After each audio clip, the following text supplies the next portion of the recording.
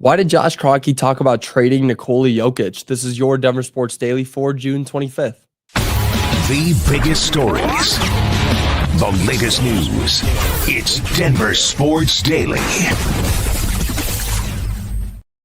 Two words that should never, ever be put together: trade and Jokic. So why did Josh Kroenke feel the need to go out on the podium yesterday and say those two words together?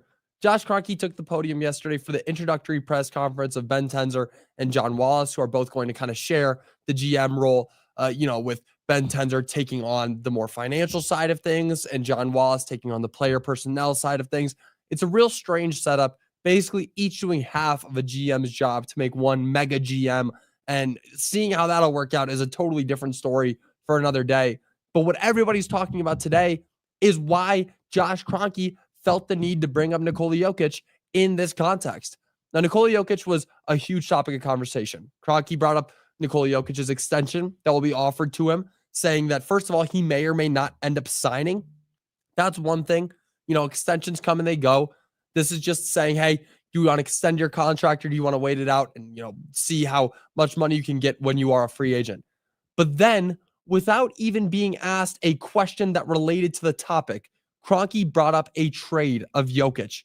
Now, there are questions about the cap room and the second apron, and that's very complicated. The second apron, I have a hard time explaining it myself. It's really a deep dive into the NBA, finding out what that second apron means when it comes to the cap.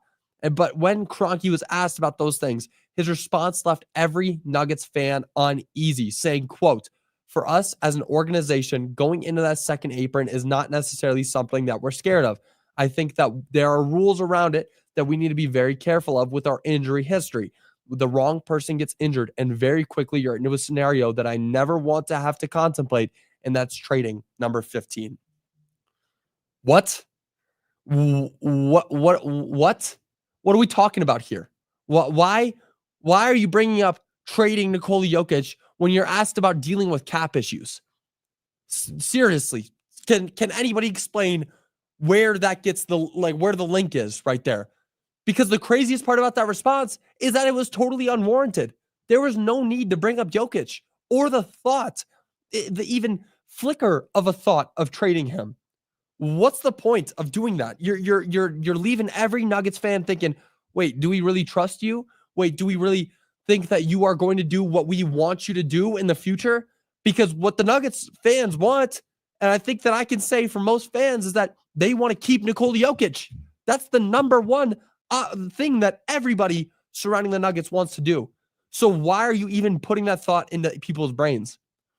Saying something about it's crazy that we don't want to go in that second apron because then it brings up the thought that I never want to think about, and that's trading number 15. What? Why? Then don't think about it. That's the best part about what you could have just said there. You're not thinking about it. You don't need to think about it. Sure, hey, as Josh Kroenke, the man, the owner, basically, you have to think about those things. But you don't tell it to the people. You don't bring it up when it's unwarranted. It's just an insane quote from Josh Kroenke. And I wouldn't be lying when I said that it left every Nuggets fan a little bit uneasy moving forward into the future. Now, moving on, the Nuggets did just get some good news about one of their upcoming stars. Holmes was one of the Nuggets' star rookies last season, acquiring him from the Phoenix Suns at the 22nd pick in the draft last year. And Holmes is looking to be a future a star and solid player, especially in his first and last summer league game. He came out of the gates hot, going 3 for 3 from three and grabbing 7 rebounds in only 25 minutes. But in that same game, Holmes ended up injuring his Achilles, keeping him sidelined for the entirety of the 24-25 season. Luckily, Ben Tenzer delivered some good news in the presser yesterday, confirming that Holmes will make his return to the court in this year's Summer League. Now, getting the 6'9" uber athletic forward back on the floor is the best news of the offseason so far. Getting him is a huge deal. This is a guy who has real potential, can give Nikola Jokic some extra minutes on the bench. This is what the Nuggets need, a real backup center.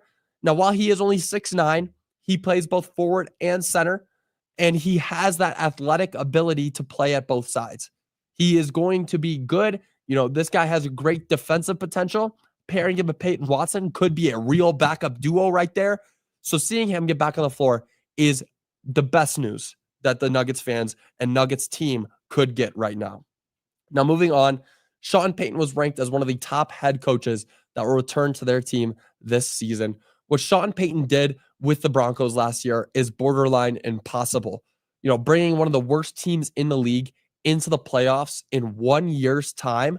Now, the media clearly noticed it. The fans noticed it.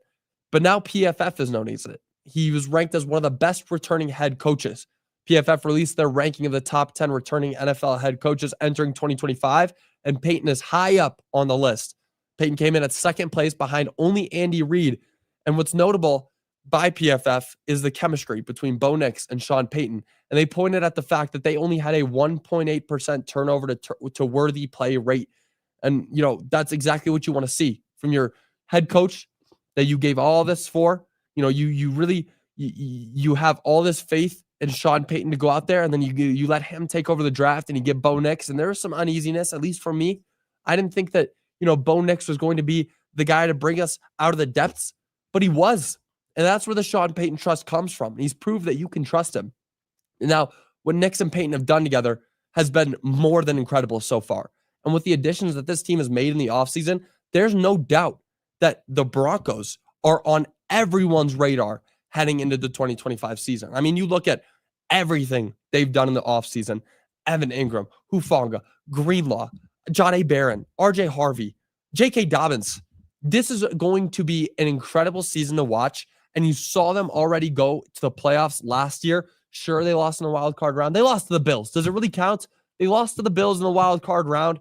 And now they've beefed up their team to the point where they can hang with teams like the Bills. They can hang with teams like the Ravens. You know, they can already play against the Kansas City Chiefs and beat them. I mean, they were almost undefeated against the Chiefs last season. If it didn't come down to a field goal block, they would have been 2-0 against the Chiefs. And they should have been. Really, they should have been. That was great scouting from the Chiefs in that game where they noticed that, hey, this left guard right here, or left tackle, is going to let us through on this kickoff or on this field goal. If they would have stopped that, we would be talking about this team winning the division, and they could go back and win the division again this season. It's really going to be a toss-up between the Broncos and the Chargers.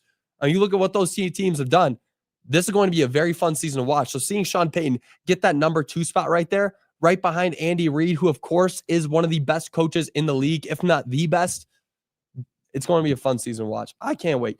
But that'll do it for your Denver Sports Daily. I will be back with you guys again tomorrow. The draft is tonight, the NBA draft. The Nuggets don't have anything in the draft, but hopefully we could see a move happen and they can make a little bit of a splash, get at least one drafted player, one rookie in this offseason. That would be huge for the Nuggets. Get one player to develop. That's all that you need. That's all that you need. And that'll do it for your Denver Sports Daily. I'll be back with you guys again tomorrow. Y'all have a great rest of your day. Bye, y'all.